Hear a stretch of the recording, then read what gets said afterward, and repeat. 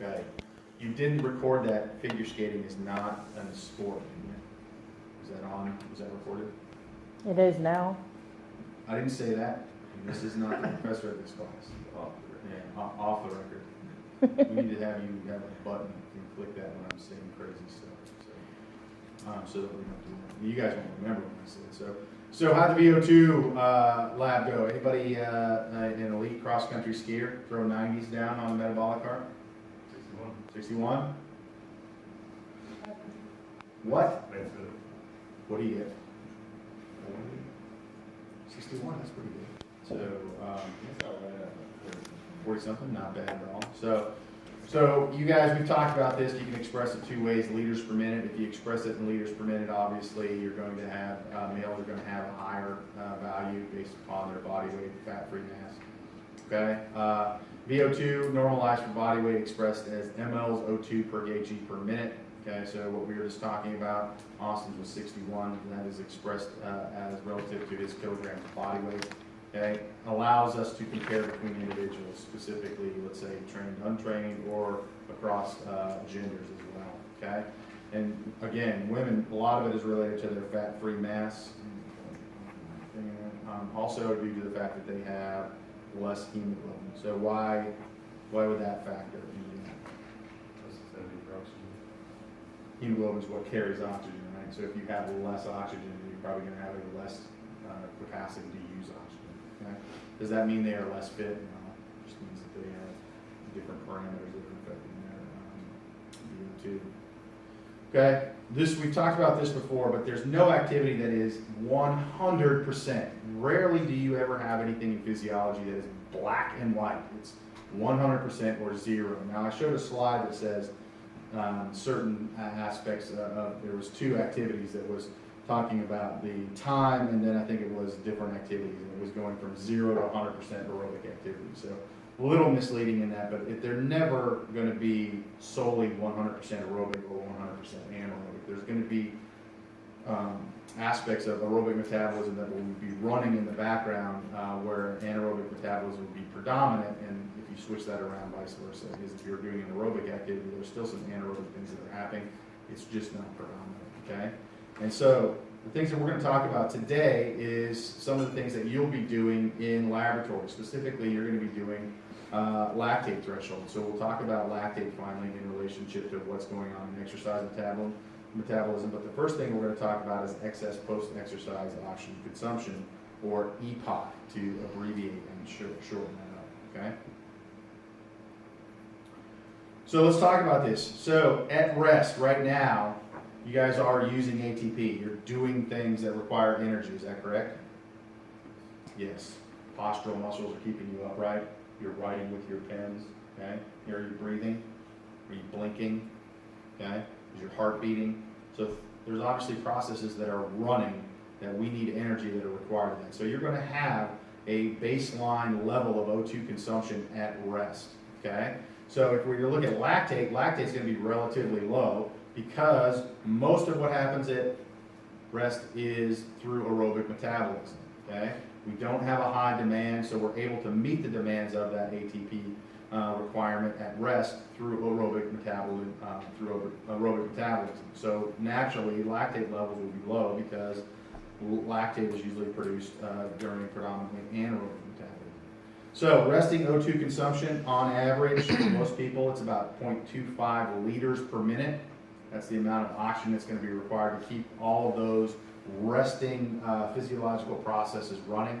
And if you were to look at that in relationship to mLs per kg per minute, usually comes out to about 3.5 mLs per kg. Okay? What did you guys get resting values? You guys remember?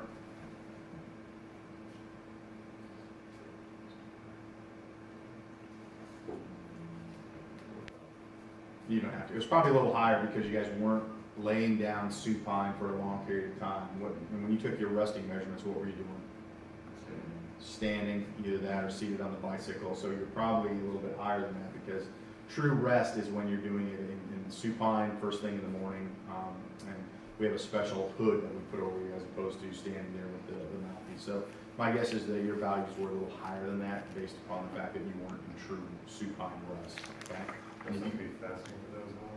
You'd like it to be fasting because you don't want to have to affect the food, or the process of breaking down food is going to require energy, so that's going to raise your metabolic rate a little bit as well to get actually break down that food. So typically we do it fasted. We don't really do it very often. Somebody did it. Did Murphy do it? Well, I haven't done it here. I know we used to do it for the firefighter thing. Yeah. Basically, it's like a big fishbowl thing that you place over the top of your head, and the valve is up at the top, and you just basically, it's like living in a bubble for 30 minutes, 40 minutes. Okay? So, when we start exercise, though, we can immediately start exercise, correct? So right now, if we stood up, we could sprint 7 miles per hour if we wanted to. We had to, couldn't we? Okay? So we could go from 0 to 7 miles an hour very quickly and maintain that 7 miles per hour. Okay? This is meters per minute, 7 meters per minute, which is that a relatively high workload? Not really. So it would be probably a fast jog or a slow jog.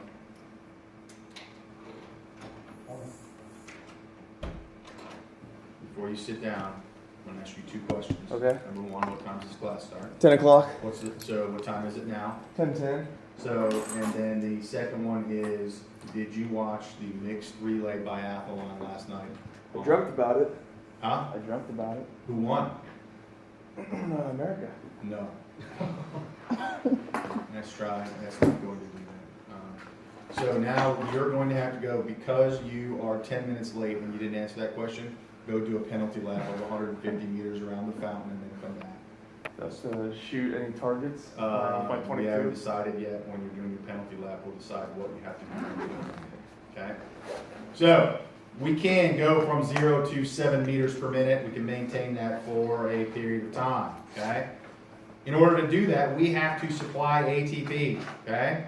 So, you have a resting value here if we were standing. And then we have this ATP requirement needed for 7 miles per hour, which is interesting that they say 7 miles per hour there, but what's the units here? So it's meters per minute, but yet this is an error from a textbook, is they said 7 miles per hour. So those are not the same things, okay? So let's just fix it, and we'll put this as miles per hour. Okay? So now we're jogging for sure. But there's going to be an ATP supply that we need to do that, okay? And so we're going to have to meet that immediately. If we can increase the speed immediately, we're going to have to supply the ATP immediately, okay? So what would the oxygen tracing look like? I just showed you a little bit with it, but this 7 miles per hour is an aerobic intensity that can be maintained steady state for quite some time. So what would the oxygen curve look like if we had VO2 on the y-axis in these mLs per kg or liters per minute, and then we had time 0 to 5, what would it look like?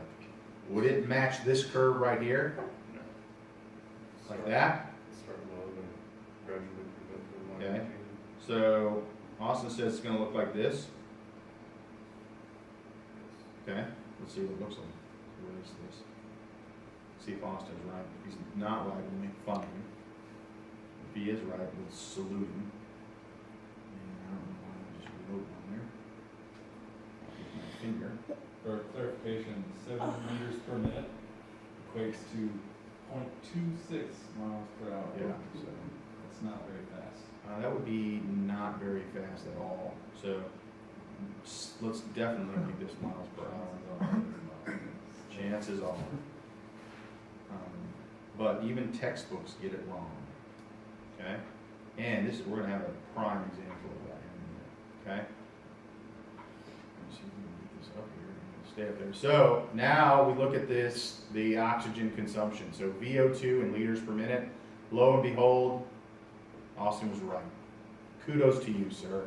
Okay? So we can start exercising, and we know that we're using ATP immediately to meet that exercise of 7 miles per hour, but the oxygen lags behind until about minute 3 is when we actually start plateauing our steady state VO2, okay? So if now we understand metabolism. At 3 minutes, we are now supplying all of the ATP up here aerobically from aerobic metabolism because we're using a steady state of oxygen. How then did we produce the ATP from 0 to 3 minutes? Specifically when we know that this was lagging behind, the oxygen was lagging behind. So anaerobic means, right? So we have stored ATP, we have phosphocreatine, and we have glycolysis that can match that ATP production until we get to steady state, okay? So this area here is defined as O2 deficit, okay?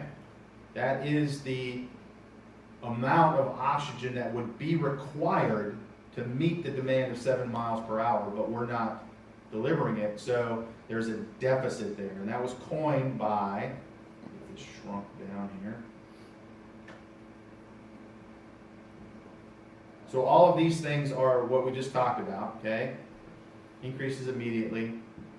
Okay, oxygen uptake increases rapidly, but it takes a while to get it there. Initial ATP production is through anaerobic pathways, okay? ATP, PC system, glycolysis, and then O2 deficit. So all of those things we've already talked about. Nothing new there from regards to the discussion, okay? And then we're going to talk about that O2 deficit in the next slide. So let me know when you guys get to that. While you're talking about that, I'll talk about the biathlon relay, which is very exciting. So, first of all, this relay is men and women, 2 men, 2 women. It's only been done twice in the Sochi Olympics. Was the previous time it did it. So you have the first leg is done by a female. They skate. I can't remember the distance, but then they shoot prone. Then they ski again, another loop. Shoot standing, ski another loop, tap their teammate, and then they go on. This is a little different this time, though. They have 3 extra bullets with them. So they have their clips with 5 bullets in it to shoot the 5 targets. But if they miss a target, they can then manually load one of their extra bullets into their gun to shoot. So if you hit all 5 targets with all of your bullets, you don't have to do a penalty lap. So first lap, Czechoslovakian team, one of their female shooters, their first female shooter, missed 7 out of 8 shots. So they made 1 shot, so they had to ski 4 penalty laps right off the bat. 7 out of 8 shots. She was crying after that. So this is the first time, her first shooting, she misses it. So they're now deep in the hole. The Italians shoot Lisa Vitoli, I think is her name. Quick, pink, pink, pink, pink, 5 up, she's gone. Germans 5 up, they're gone. So after they get through the 2 female laps, the Germans have put up a 45 second lead on everybody else. So they hand it off to their male person, and he goes, and he does okay. He maintains it. It drops a little bit down to like 35 seconds. They have a 35-second lead going into their final skier, who happens to be the World Cup champion. So you're thinking, Germany's got this locked up, right? Well, they don't. Norway, awesome biathlon team. And then our old friend who, for the French, Martin Fourcade, skiing the last lap. German comes in for his first thing, misses 2 shots.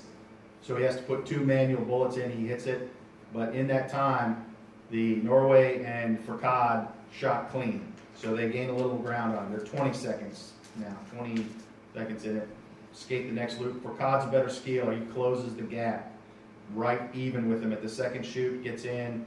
German guy gets in first, maybe like 5 seconds sooner. Misses 2 shots. Makes 1 up with the manual bullet, but he has to ski a penalty lap now. So at that time, Fourcade now has the lead. He's on cruise control. France is going to win the gold medal. But now they come out, and as he does the penalty lap, the German is now tied with the Italians, and the Norway guy shoots. He's ahead a little bit, and they're tied with the Italians. So now pretty much France, Norway going to get gold, silver, and it's going to come down to Italy, Germany for the bronze. And they're skiing, and the German guy gets beat out by a ski at the end. So he went from first place at the start of his thing to fourth place and no medal. So now you guys are on the team, Carmen. You gave him a 40-second lead, okay? Wendy kept the lead going. Lance wasn't there because he was late to class. So we had to rely on Noah to ski the third lap, but he comes up big for us. And then Austin chokes. What are you gonna do?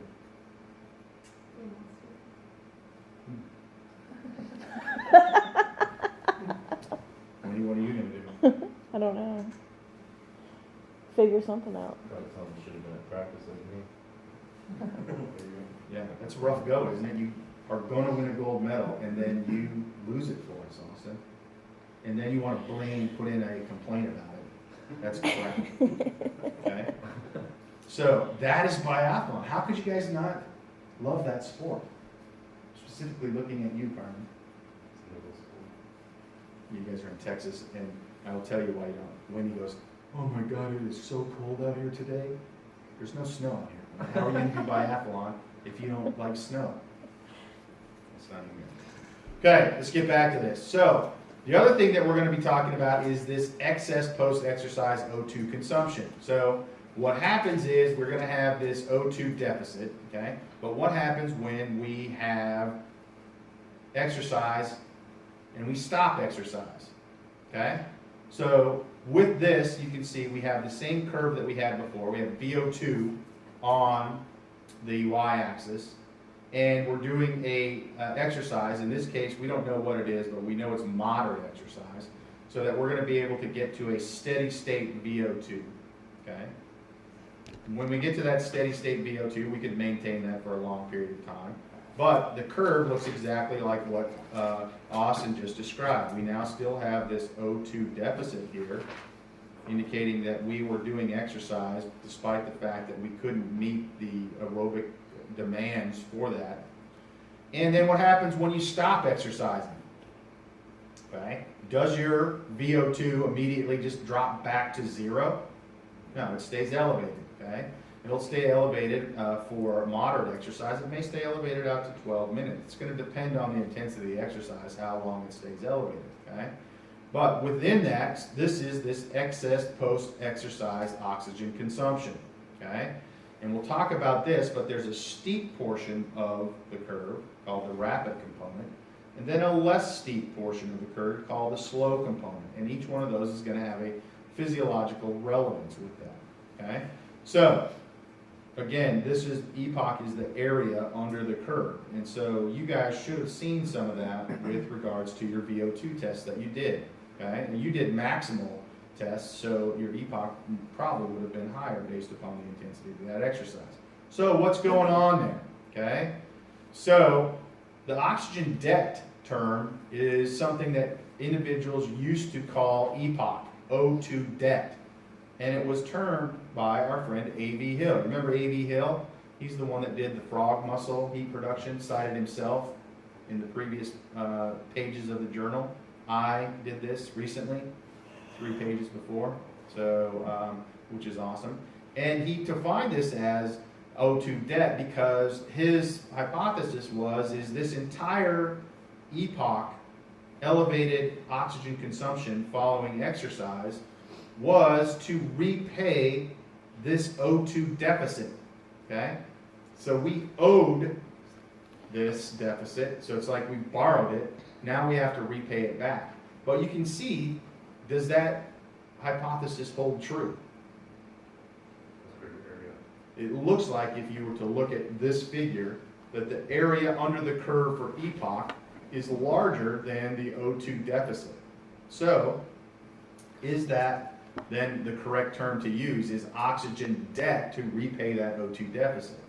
Well, it turns out it's not, and that's why we use excess post-exercise oxygen consumption, EPOC, because that area under the curve that you see following cessation of exercise only about 20% of it is used to repay that O2 deficit, the initial lag in oxygen that we have at the start of exercise, okay?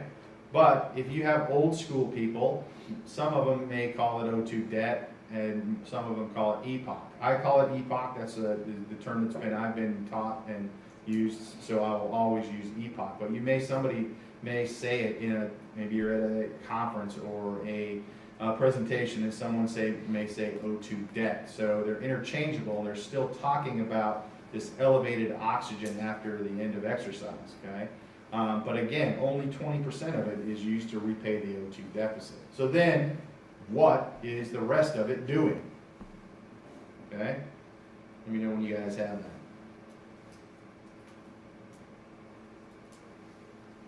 And this is something that you should have seen in your VO2 max tests that you looked at. You guys are probably too concerned with the VO2 maxes as opposed to looking. Did you even do recovery? We didn't do the max, yes. We don't warm up. Mm-hmm. That's when we get that. Okay. So your curve probably does look like that if you did a warm-up, because that would be considered moderate, probably exercise during your warm-up, okay?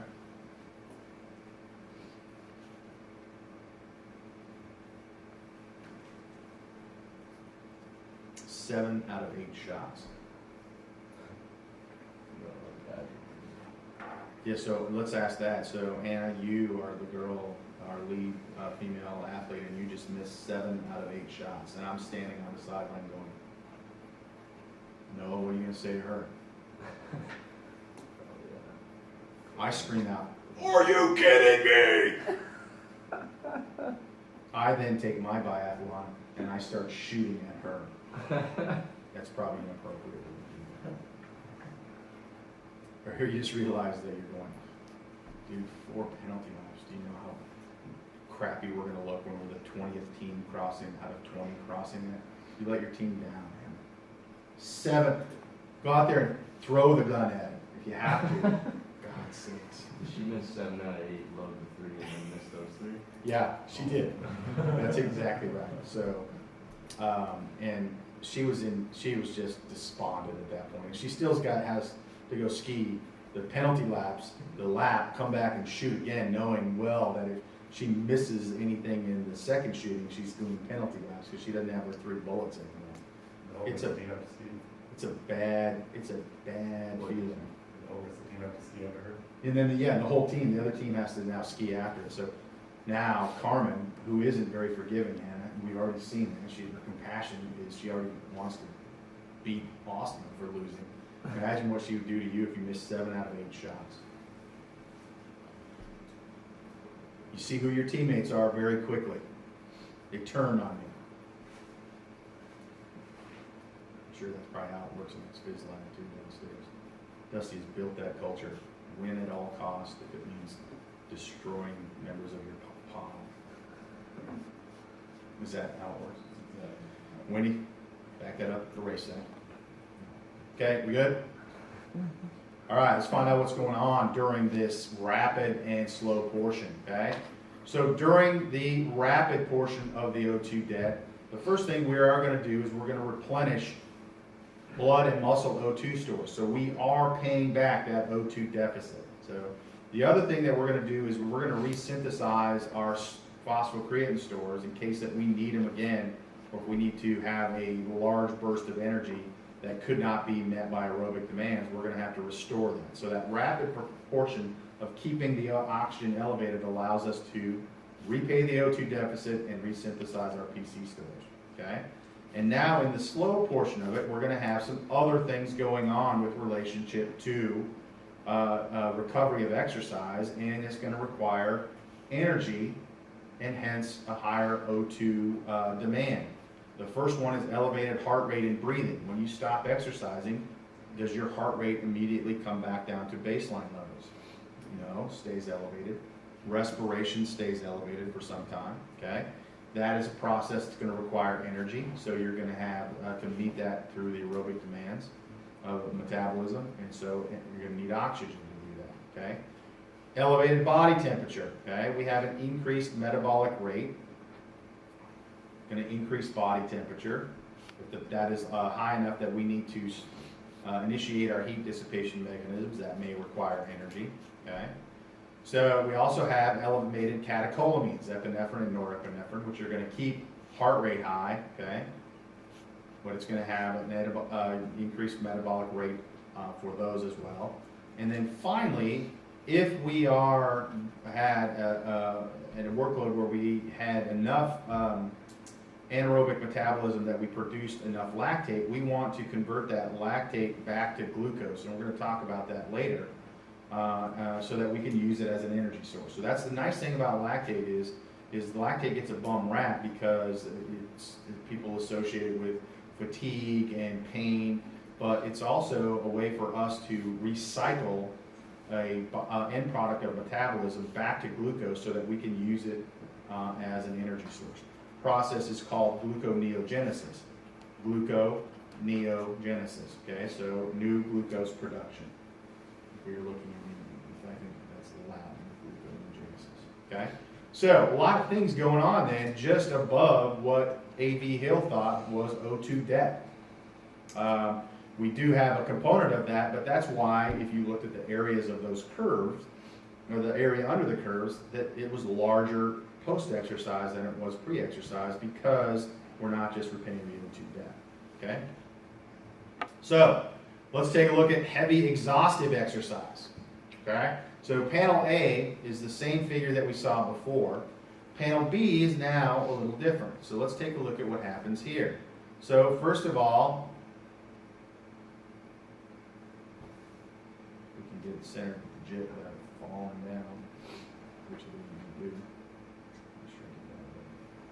Okay, keep it there. So one of the things we notice is our O2 deficit is much higher with heavy exhaustive exercise. It's actually even above what we measure.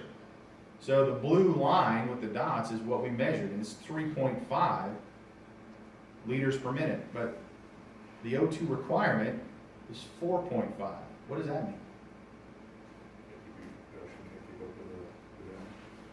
So that's exactly right. So this workload, whatever this heavy exhaustive exercise is, requires 4.5 liters a minute to do.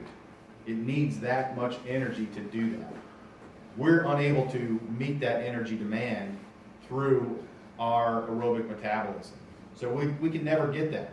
So the heavy exhaustive exercise that we see here is typically a max test, so which we see a plateau there. And so your VO2, or this individual's VO2 max is around 3.5 liters per minute, but the O2 requirement or energy needed for this activity is actually 4.5 liters per minute. So we can never get it. So at some point, what will happen? If we can't meet the demand of the exercise, what will happen? Stop exercising. That's exactly right.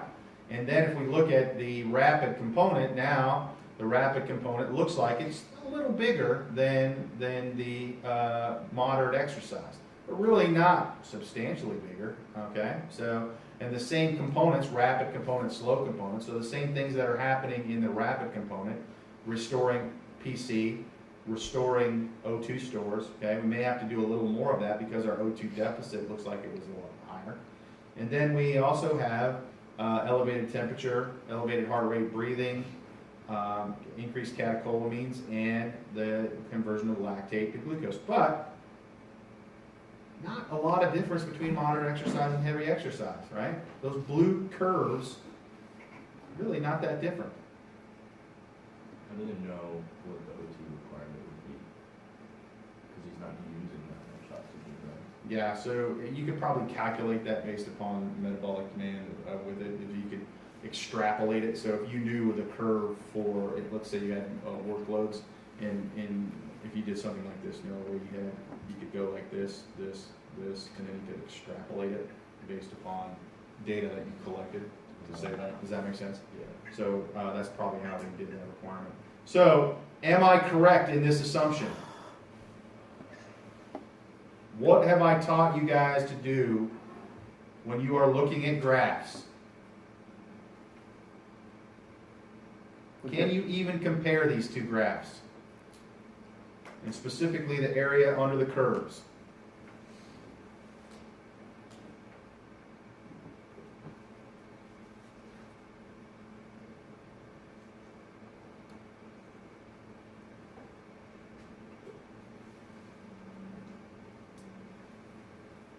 What do I tell you to look at every single, the first thing that we should look at, and every time you look at a graph? Axes? Look at the axes. So the axes are the same though, right, Lance? Mm-hmm. VO2 liters per minute, VO2 liters per minute, time, time. But are they? Same parameters, but look at the scale. The scale is different. The scales are different. So can you compare graphs, specifically area under the curve, if the scales are different? Lance says no. What do the rest of you guys say? The skills are different. You don't think they're different? That's interesting because I'm going to show you this graph. Whoop. Or I'm going to write 2 times on my finger. I've got another point in this graph. Yeah. Alright, the 2 people that did a VO2 max in here, how did it feel during the last, like, 20 seconds? Started to feel really light. Really light? Like lightheaded? Is that what you got? Entire body, so Start feeling it's cold. dips that, yeah, the light. Start feeling cold. Did you feel like this is something I definitely want to continue doing for a Oh, while? no. Were you guys both like, yeah, this is good? After 20 minutes something. Look at how high their VO2 was. The highest VO2 attainable was happened probably like 3.5 minutes, and they kept it up for at least 2.5 more minutes. Do you guys feel like you could do that? No. No. No. None of you. Yes. Doesn't No. matter. Yeah. At your VO2 max, there's no way you're maintaining it I didn't even for notice that. 3 minutes. That is outrageous. Austin says he can. Let's go check the data. Yeah. I would guarantee. We'll check the data. We'll see if that's it. not the case. So, I got the data right But we here. get the data, let's pull the data out right now. So, I'm gonna say, you said it was the same. So they're, yeah, the Y's in half increments. I don't know, his scores are pretty impressive. If you want to actually do the area under the curves, then no. But I mean, I guess if you got the values and just kind of, if you adjusted it to be the same, I don't know. There you go. Would you like to see? No, we'll look at that later. That's the same figures with standardized axes. Is the O2 deficit much bigger for heavy exhaustive exercise? Yeah. Now look at the epoch. Is it different? Yes. It's a lot different, okay? Because those scales were different. Does that give you the same representation?